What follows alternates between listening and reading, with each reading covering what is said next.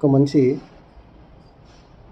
20 సంవత్సరాల నుంచి సంపాదించడం మొదలుపెట్టాడు.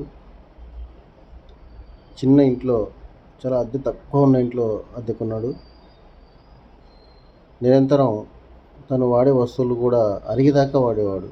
కనీసం కొత్త బెడ్షీట్లు కానీ, కొత్త బట్టలు కానీ చిరిగేదాకా కొనేవాడు కాదు. పెళ్లి వయసు వచ్చినప్పటికీ పెళ్లి చేసుకుంటే పెళ్ళాం వస్తే ఖర్చులు పెరుగుతాయి, తర్వాత పిల్లలు వస్తే మరీ ఇంకా ఖర్చులు పెరుగుతాయి.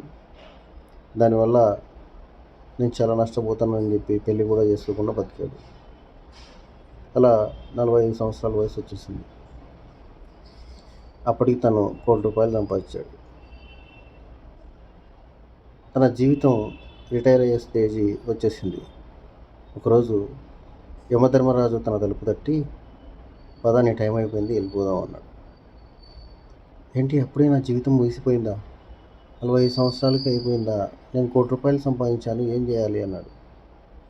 ఈ ₹1,00,00,000 తీసుకొని నాకు కొంచెం ఆయుష్ పెంచండి యమధర్మరాజా అని అడిగితే ఆయన నవ్వేసి కుదరదు అన్నాడు.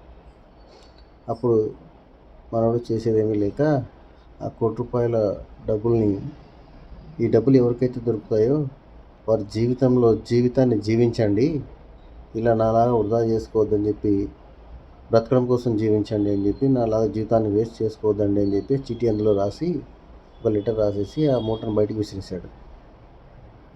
సో డబ్బులు అనేవి ప్రామాణికం కాదు, కానీ ప్రతిదానికి డబ్బులు అవసరమే.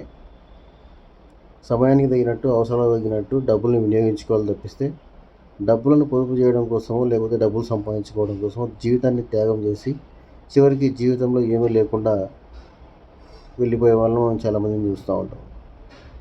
జీవితాన్ని జీవించండి, అవసరాలకు డబ్బులు సంపాదించండి, అంతేగాని డబ్బు సంపాదించడమే జీవితం కాదు.